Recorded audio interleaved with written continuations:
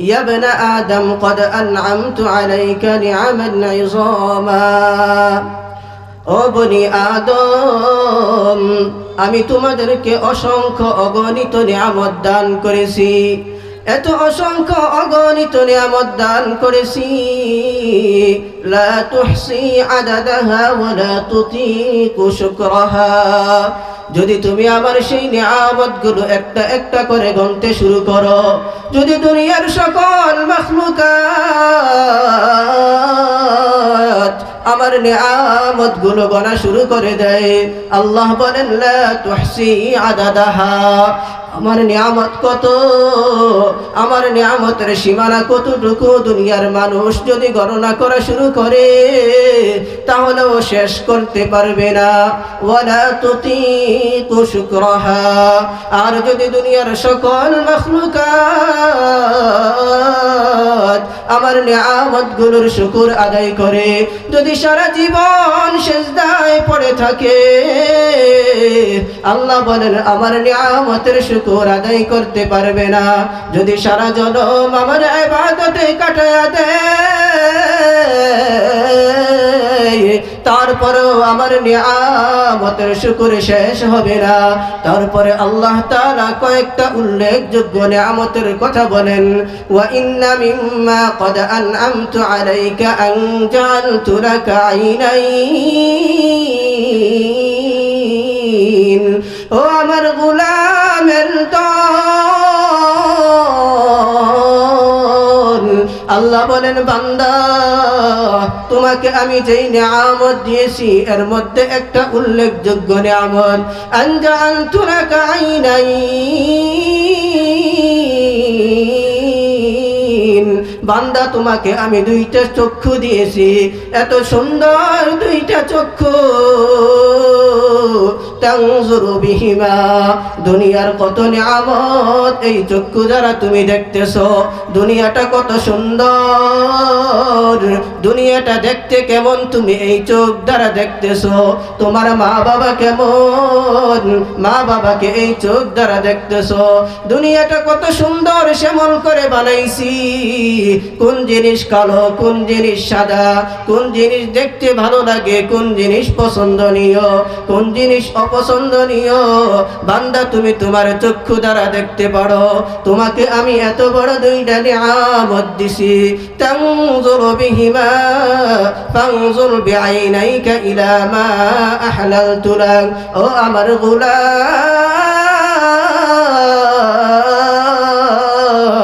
তোমাকে যে দুইটা চক্ষু দিলাম, তোমাকে দুইটা চক্ষু দিছি যেন বৈধ জিনিস দেখতে পারো।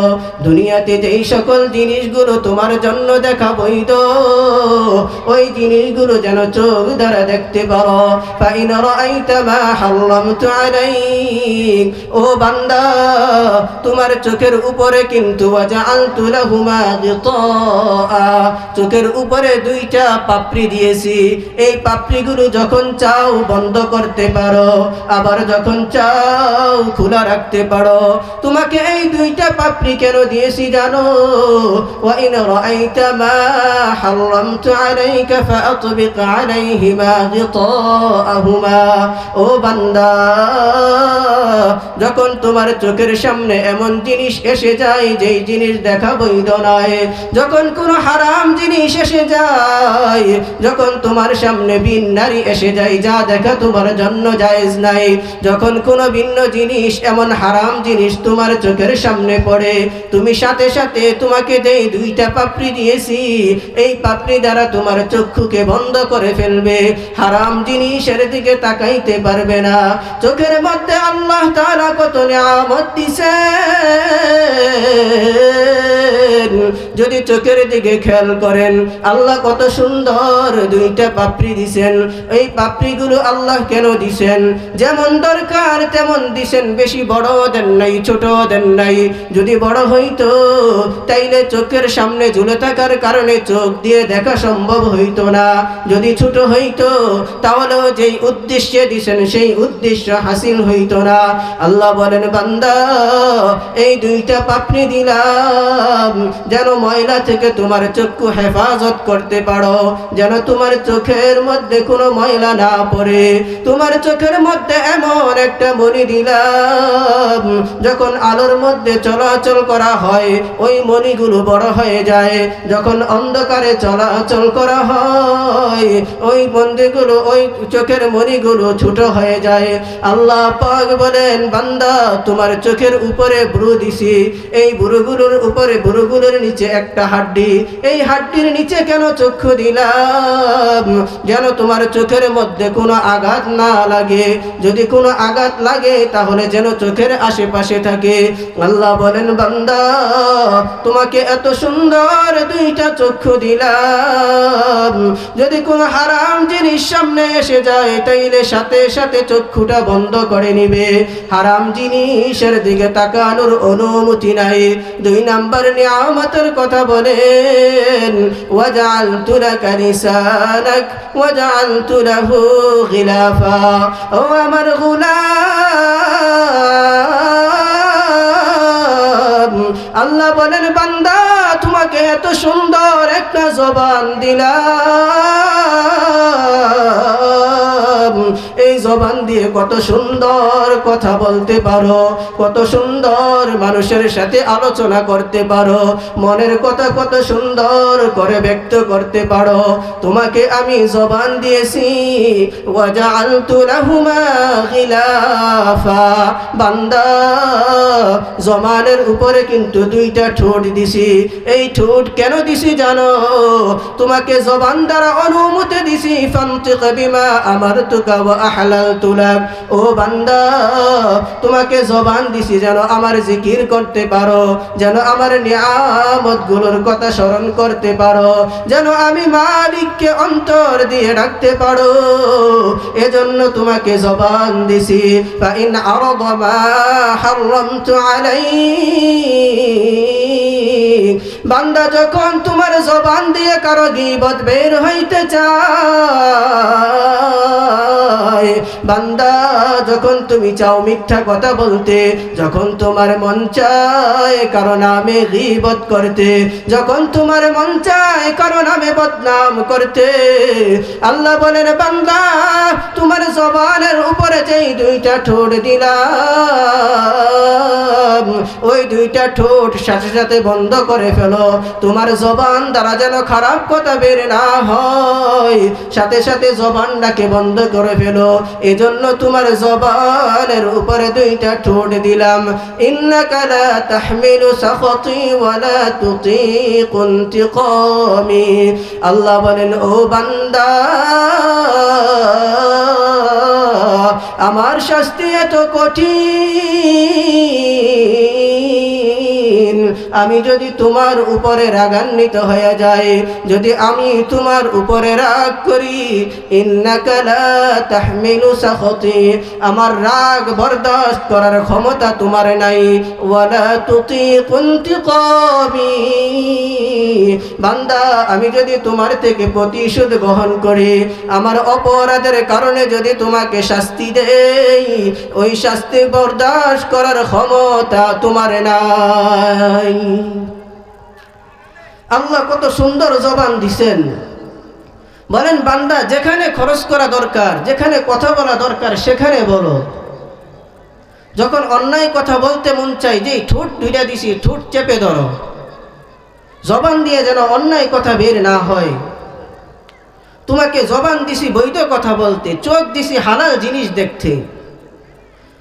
এজন্য যখন সামনে কোনো জিনিস আসে যেই জিনিস দেখা বৈধ নয়, যখন জবানে এমন কোনো কথা আসে যেগুলো বলা আল্লাহ নিষেধ করছেন, এসব কথা না বলা, তাহলে আল্লাহ পাক রাগান্বিত হবেন। আর আল্লাহ পাক যদি কোনো বান্দার উপরে রাগ করেন, লা তাহমিলু সাখতি, আল্লাহ বলেন আমি যদি শাস্তি দেই, আমার রাগ বরদাস্ত করার ক্ষমতা পৃথিবীর কারো নাই। এজন্য এই জবানের হেফাজত করবে ইনশাআল্লাহ। অন্য এক হাদিসের মধ্যে রাসূল করিম সাল্লাল্লাহু আলাইহি ওয়াসাল্লাম বলেন, আল্লাহর মাখলুকাত মানুষ আল্লাহ পাকের কাছে কত বেশি প্রিয়, আল্লাহ পাক মানুষকে কত মুহাব্বত করেন। আল্লাহ পাক যখন পৃথিবী সৃষ্টি করছেন, লাম্মা খালাকাল্লাহুল আরদ, আল্লাহ পাক যখন পৃথিবী সৃষ্টি করছেন, জাআলাত তামিদ, পৃথিবী নাড়াচাড়া শুরু করে দিছে। যেহেতু পৃথিবীর নিচে পানি, আমরা সকলেই জানি পৃথিবীর নিচে পানি, আল্লাহ পাক এই পানির উপরে পৃথিবী সৃষ্টি করছেন। তো যখন পৃথিবী সৃষ্টি করছেন, জাআলাত তামিদ, পৃথিবী হেলাধুলা শুরু করে দিছে। তখন আল্লাহ পাক খালাকাল্লাহুল জিবাল ফাআলকাহা আলাইহা ফাস্তাকাররাত, আল্লাহ পাক পাহাড় সৃষ্টি করলেন। পাহাড় যখন সৃষ্টি করছেন, সৃষ্টি করার সাথে সাথে পৃথিবী স্থির হয়ে গেছে, আর কোনো নড়াচড়া নাই। ফাতাআজ্জাবাতিল মালাইকাতু ফাকালাত, ফেরেশতারা আশ্চর্য হয়ে বললেন, আল্লাহ হাল মিন খালকিকা শাইউন আশাদ্দু মিনাল জিবাল, আল্লাহ এত বড় বিশাল পৃথিবী এতক্ষণ নড়াচড়া করতেছে, আপনি একটা জিনিস সৃষ্টি করলেন, এটা সৃষ্টি করার সাথে সাথে হেলাধুলা বন্ধ করে দিল। এই পাহাড় থেকেও শক্তিশালী কোনো মাখলুক কি আপনার আছে? আল্লাহ পাক বলতেছেন, নাম বান্দা আছে। ফেরেশতাদেরকে বলতেছেন, ফেরেশতারা আছে। সেটা কি? আল হাদিদ, আল্লাহ বলেন লোহা। যত বড়ই পাহাড় হোক, লোহার দ্বারা ওই পাহাড়কে টুকরা টুকরা করা যায়। আল্লাহ বলেন পাহাড় থেকেও শক্তিশালী লোহা। আবার ফেরেশতারা আশ্চর্য হয়ে জিজ্ঞাসা করলেন, হাল মিন খালকিকা শাইউন আশাদ্দু মিনাল হাদিদ, আল্লাহ লোহা থেকেও শক্তিশালী কি কোনো কিছু আছে? আল্লাহ আবার বলতেছেন, নাম, হ্যাঁ লোহা থেকেও শক্তিশালী আরো জিনিস আছে, সেটা হলো আন্নার, আগুন। বলেন আগুন এত শক্তিশালী, যদি লোহা আগুনের মধ্যে জ্বালানো হয়, কতক্ষণ পরে যদি বাঁকা করা হয়, ওই লোহাও বাঁকা হয়ে যায়। আগুনের শক্তি এত। ফেরেশতারা আবার জিজ্ঞাসা করতেছেন, আল্লাহ হাল মিন খালকিকা শাইউন আশাদ্দু মিনান নার, আল্লাহ আগুন থেকেও শক্তিশালী কোনো কিছু আছে? আল্লাহ বলতেছেন, নাম, হ্যাঁ আগুন থেকেও শক্তিশালী আছে। সেটা কি? আর রিহ, সেটা হলো বাতাস, সেটা হলো আল মাউ, পানি।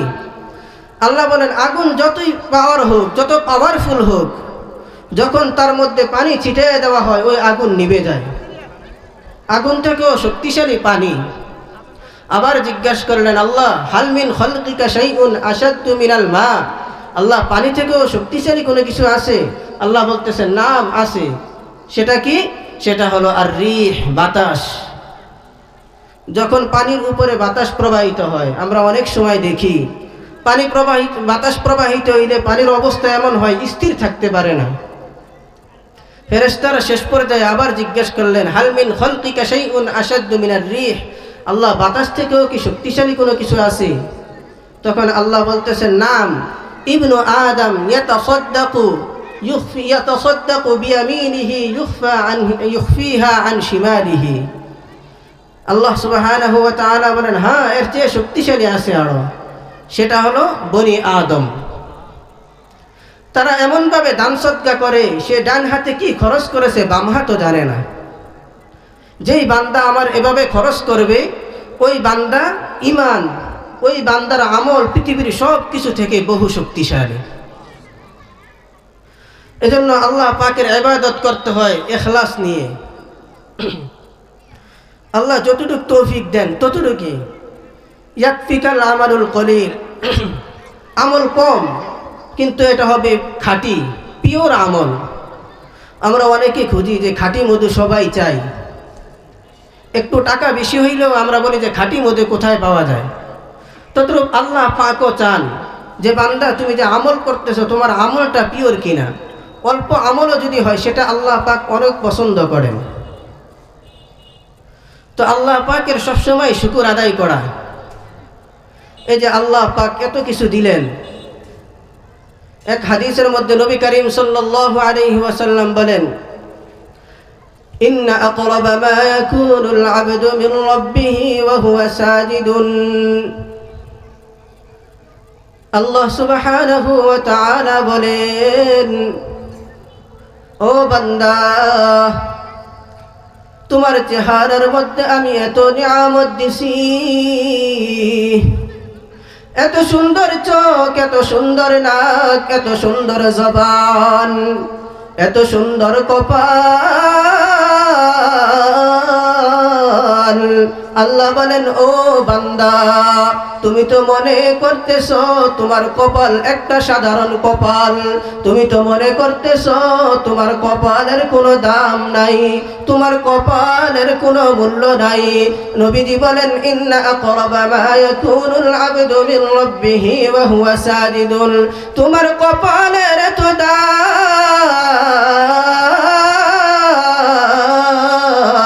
বান্দা, তোমার কপালের কত দাম জানো? দুনিয়ার যা কিছু আছে, দুনিয়ার সব কিছু যদি মিলানো হয়, তারপরেও তোমার কপালের সমমান মূল্য হবে না। কেন হবে না জানো? কারণ তুমি কপাল দ্বারা আমার দরবারে সেজদা করো। আর যখন কোনো বান্দা আমার দরবারে এসে কপালটা লাগায়, আমার দরবারে এসে যখন মাথা নত করে বলে, ও আরশের মালিক, তোমার শুকর তো আদায় করতে পারবো না, তোমার নিয়ামত আমার উপরে এত বেশি, যতই চেষ্টা করি আমার সামর্থ্য নাই তোমার নিয়ামতের শুকর আদায় করা। আল্লাহ বলেন, বান্দা যখন কপালটা মাটিতে লাগায়, সে মাটির উপরে সেজদা করে না, বান্দা আমার কুদরতি পায়ের উপরে সেজদা করে। বান্দা যখন সেজদা দেয়, আল্লাহ বান্দার মাথার উপরে হাত বুলে বলে, ও বান্দা, তুমি আমার কাছে কি চাও বলো। বান্দা আল্লাহর এতটা কাছাকাছি হয়ে যায়, বান্দা আল্লাহ পাকের এত নিকটে চলে যায়। আল্লাহ পাক বলতে থাকেন, বান্দা তোমার কি প্রয়োজন আমার কাছে বলো, বান্দা তুমি কি চাও, তুমি আমার কাছে সব কিছু খুলে বলো। আল্লাহ পাক বান্দাকে বলতে থাকেন, কারণ বান্দা এতটা কাছাকাছি চলে যায়। আমরা মনে করতেছি, চোখ দেখতেছি, চোখের দাম মনে হয় না, জবানের দাম মনে হয় না, কানের দাম আমাদের কাছে মূল্যবান মনে হয় না। যার দুইটা চক্ষু নাই, তাকে জিজ্ঞাসা করে দেখেন দুইটা চোখের কত দাম। যার দুইটা চক্ষু নষ্ট হয়ে গেছে তাকে জিজ্ঞাসা করেন। যার জবান বন্ধ হয়ে গেছে তারে জিজ্ঞাসা করে দেখেন জবানের কত দাম। যার পা দুইটা ন্যাংরা হয়ে গেছে